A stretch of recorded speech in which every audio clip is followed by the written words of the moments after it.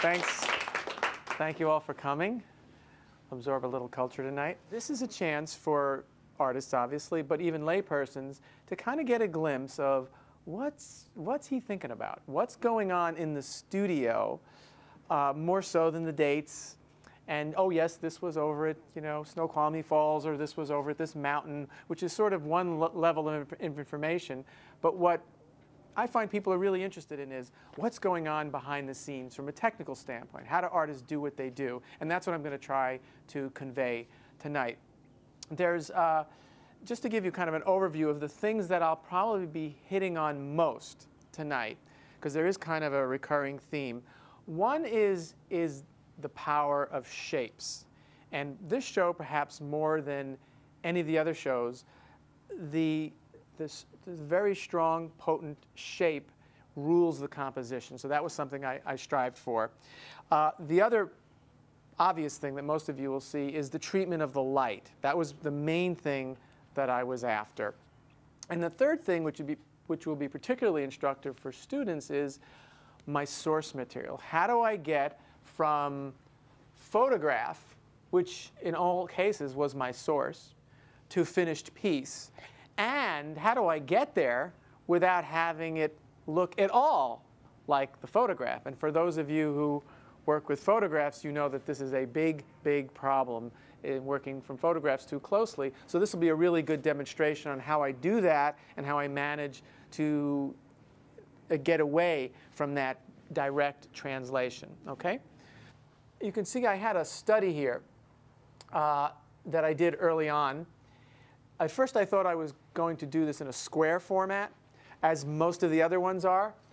And it was through this study, very dark, very light, very positive, very negative, very pure design, that told me, this doesn't actually work so well as a square. I need to make it a vertical. And by doing that, you can see how much more upward the energy is. So a lot of my paintings, like these two here, they have a lot of flat shapes in them, and there is a certain flat quality about them, but I don't want them to be flat. I still want them to be spatial. Look, I took the whole mountain. I didn't know what I was going to use, but ultimately, that little bit here is what became the source for the composition only. You can obviously see that where I ended up with color was completely my own. It has nothing to do with the photograph. It's rare that the photograph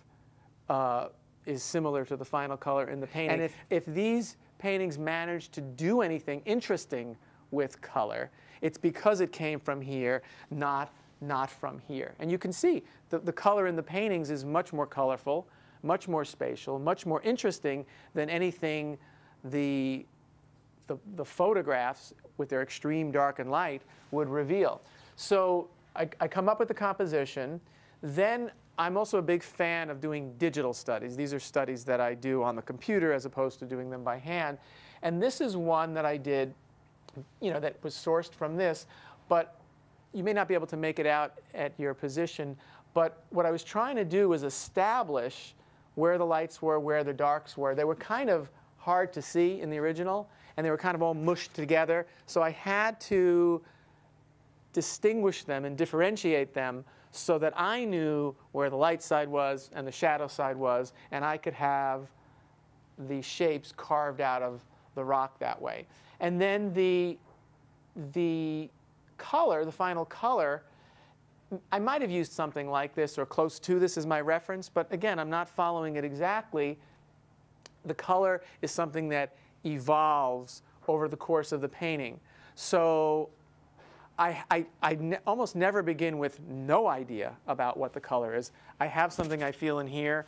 I have something I'm envisioning up here, and I head in that general direction, sort of like, which is the way to the gallery? Oh, just head north 3 blocks. It's like I have an idea of where I'm going, but it's like I'm moving around while I'm doing the painting, circulating, changing, altering. It might all be, like when I started this, yeah, it was kind of a bluish painting, but the final colors shift many, many times. This one's interesting, as I said, because it shows the original source, which was Pinnacle Peak, not far from Mount Rainier. And in this one, what struck me about it was the distinct, harsh, crisp patterns. Like, what's the painting about from an aesthetic perspective? Pattern. Pattern primarily. This little shot here is actually the underpainting. That's that first tonal stage. That's the painting when it's 2 hours or 3 hours old. And you can see, what did I do in that underpainting? I established the core values, the core shapes, the core patterns that interested me most. And I talk about this in my classes all the time, that you make some of the biggest, most important decisions of a painting in those first few minutes to hours. Not that what goes on in the end isn't important, but very critical decisions happen up front. And if you get a chance later and you come up and compare where I was initially and where I was many, many sessions later, you'll see that the position of the snow, the trees, the little bits of broken light up there, they've all moved around a little bit. Because as I went along, I was cultivating the design, I was crafting it. I always say that if a painter has done their job, there's not a single spot on that painting, not a quarter of an inch, not an eighth of an inch, that the painter hasn't in some capacity considered. Every area of the painting, sure, it might be ascribed to a stroke, but it's also a particular color, it's a particular value, it has a particular texture, whether it's transparent or opaque. And again, doing your homework means really considering all that stuff. And I was going to mention a little bit more about this flatness business, that in this painting, more so than any other painting in the show, like if I was going to say, this painting, you know, was my problem child, you know, this is the painting that I had the hardest time with. And the reason was, as I said, because it was comprised of such flat shapes to begin with. And so, okay, well, that's a good thing. Good compositions are ultimately made up of flat shapes, but that doesn't mean that the painting is going to be flat. You still want it to convey an illusion of depth. So I had quite a wrestling match on my hand to get this hillside to roll back a little bit and to have this part of the hillside come forward a little bit.